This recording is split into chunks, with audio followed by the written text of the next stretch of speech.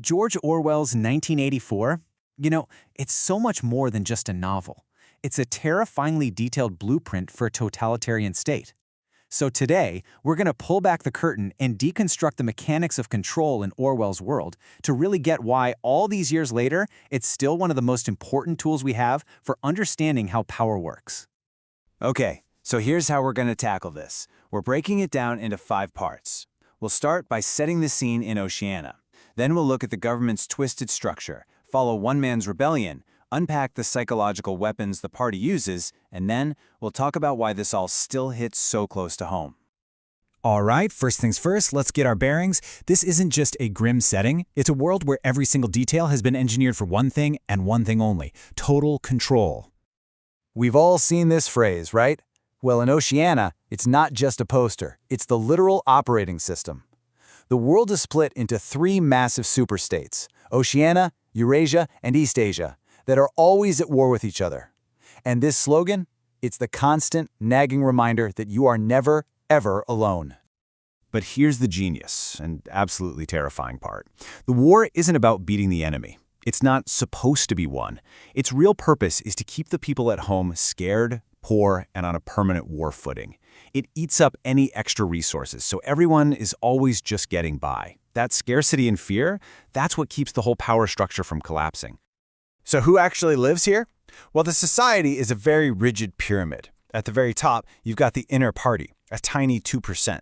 They're the brains. Then there's the outer party, about 13%. Think of them as the hands. That's where our hero, Winston, is. And then there's everyone else, a massive 85% called the proles. And the party's strategy for them? Basically keep them entertained and ignore them. This tells you exactly who the party is afraid of. It's not the masses, it's the educated, ambitious people right below them. Okay, so how do they actually maintain this iron grip? Well, the government itself is this masterclass in psychological warfare. It's all built around 4 ministries, and their names are where the logic gets really twisted. I mean, just look at this. This is the whole idea of doublethink in action. Every single ministry does the exact opposite of what its name says. The Ministry of Truth pumps out propaganda and lies. The Ministry of Peace runs the endless war. The Ministry of Plenty makes sure everyone is on the brink of starvation. And the scariest one of all, the Ministry of Love, that's the headquarters for torture and brainwashing. It's a perfect closed loop of control. And this is what they hammer into people's heads day in and day out. These aren't just empty slogans. They are the core beliefs, the mental software that allows the whole impossible system to actually function. So we've got the big picture. Now let's zoom all the way in on just one man, Winston Smith.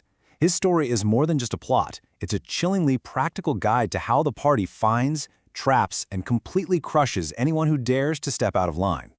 You can see Winston's rebellion happening in 3 acts. It starts small, with a private thought crime, writing in a diary. Then it becomes physical, an affair with Julia, and it ends in total annihilation. But the really horrifying twist? The whole thing was a setup from the start. His entire path to rebellion was a trap, carefully laid out for him by the very party he was trying to defy. And his rebellion is so different from his lover Julia's. See, Winston is all about the big ideas. He's fighting for truth, for history, for the future. He needs to understand why things are the way they are. Julia? She just wants to have fun.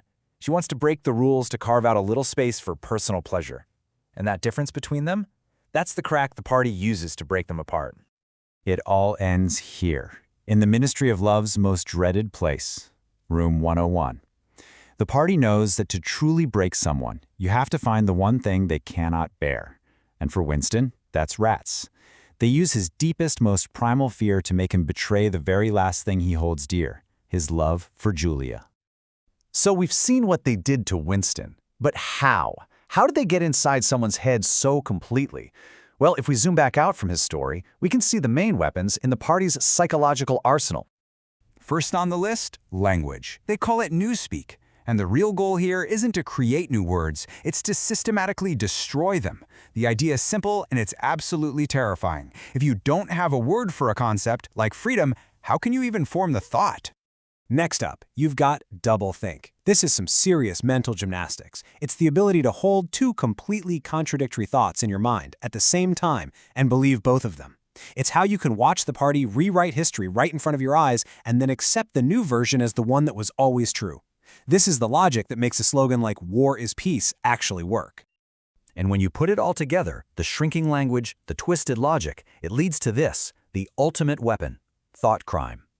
In Oceania, the most serious crime you can commit isn't an action. It's not even a word. It's the simple, silent flicker of a rebellious thought inside your own head. So, the big question. This is a 75-year-old novel. Why does this chilling blueprint still feel so incredibly relevant?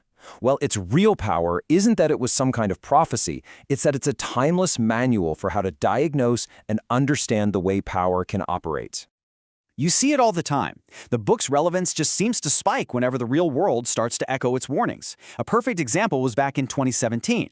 An official used the phrase alternative facts, and almost overnight, sales of 1984 went through the roof. People were reaching for it not just for a story, but for a framework to make sense of what they were hearing.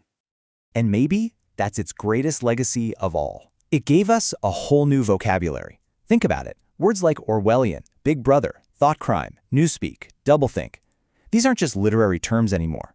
They are part of our everyday language. Powerful tools that help us name, identify, and push back against manipulation when we see it.